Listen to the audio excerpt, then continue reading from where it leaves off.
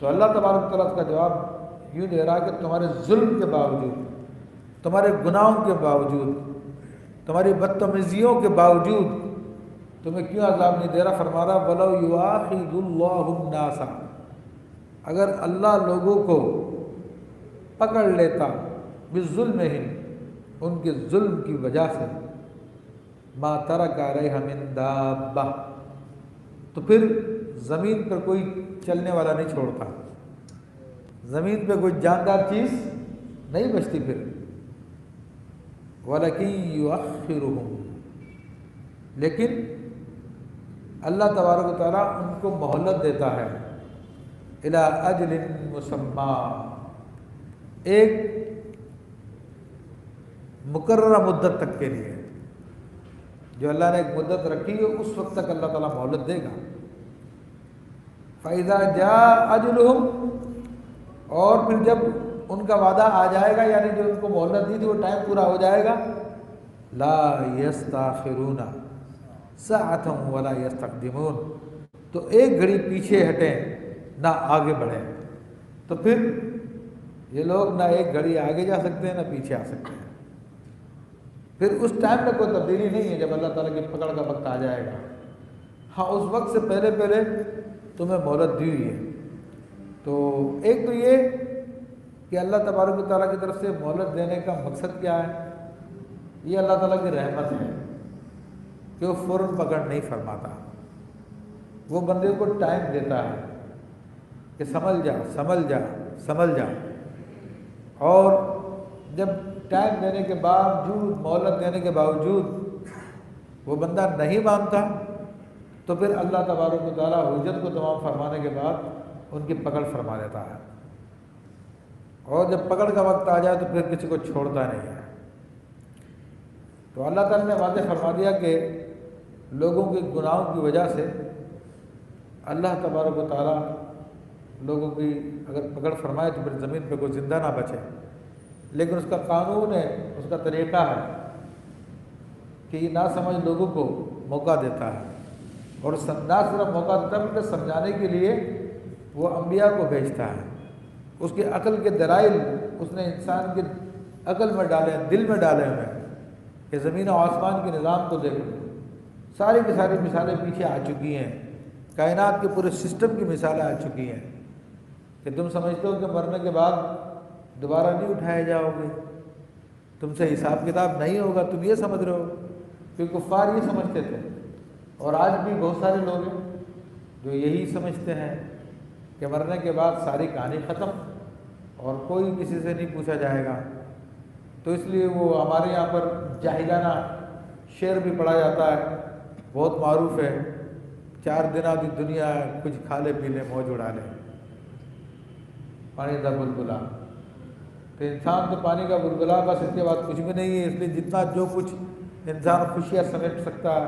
جتنے مزے کر سکتا ہے، جو کچھ کر سکتا کر لے، اس کے بعد سب ختم ہے۔ معاذ اللہ، یہ کافرانہ سوچ ہے، مگر اللہ تبارک و تعالیٰ نے ان آیتوں میں بتا دیا ہے کہ جب ٹائم آئے گا پھر پکڑ ہوگی، اور پکڑ بھی پھر 2 طرح سے ہو۔ ایک پکڑ تو وہ جو دنیاوی پکڑ ہے، یعنی جب اللہ تبارک و تعالیٰ کا عذاب آتا ہے تو پھر سب پر آتا ہے، چاہے وہ نیکوکار ہو چاہے بدکار ہو۔ اصل میں عذاب تو آتا بدکاروں کے لیے، لیکن نیکوکار بھی ان کے درمیان میں ہونے کی وجہ سے اس عذاب کا شکار ہو جاتے ہیں۔ ہاں نیکوکاروں کے حق میں وہ گناہوں کی مغفرت کا باعث بن جاتا ہے، بلندی درجات کا باعث بن جاتا ہے، لیکن بدکاروں کے لیے، کفار کے لیے وہ عذاب ہی ہوتا ہے۔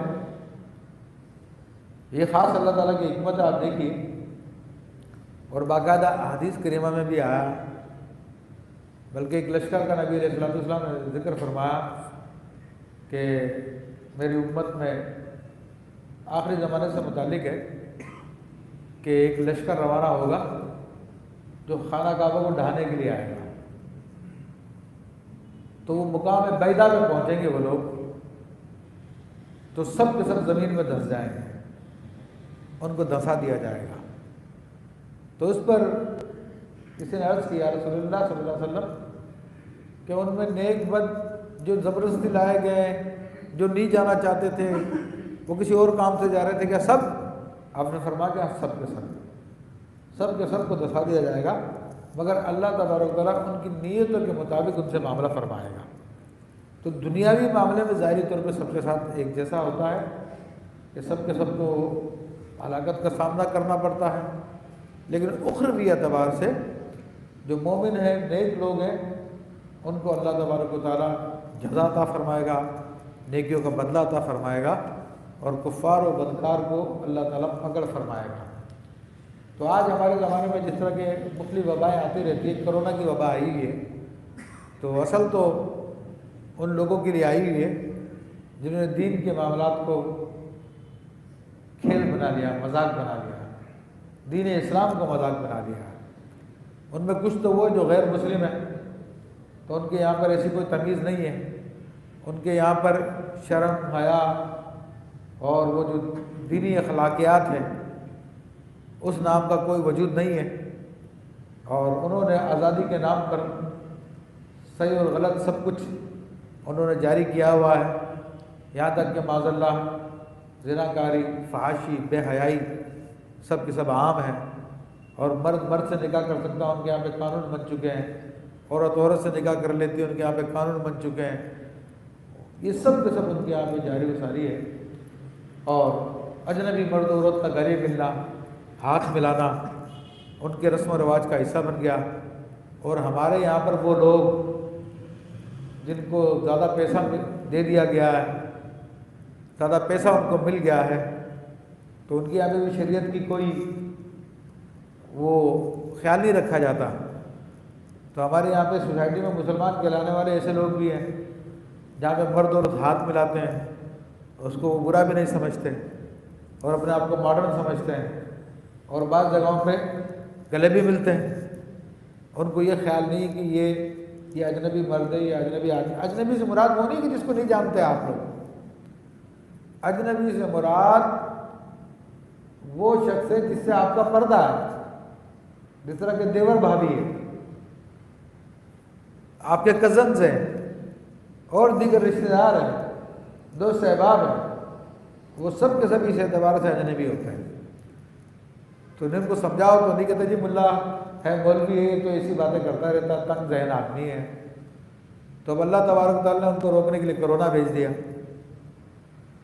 اور یقین مانیے ہم لوگ تو اتنے اکٹھے ہو کے بیٹھے ہوئے ہیں، بڑے مل رہے ہیں، گھل رہے ہیں، تو ہمارے لیے الحمدللہ آیا بھی نہیں اللہ تعالیٰ کے فضل و کرم سے۔ لیکن وہ لوگ جن کی یہ عادتیں تھیں، تو اب ان کا جینا محال ہو گیا، تو اپنے گھروں میں بند ہو گئے ہیں،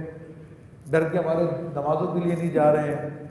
ہاتھ ملانا دور کی بات ہے، ایک دوسرے کو ملنا بھی پسند نہیں کرتے، اور وہ لوگ جن کا دل نہیں بھرتا تھا ہاتھ ملائے بغیر مرد عورتوں کا، اور گلے ملے بغیر، بے حیائی کیے بغیر، وہ عورتیں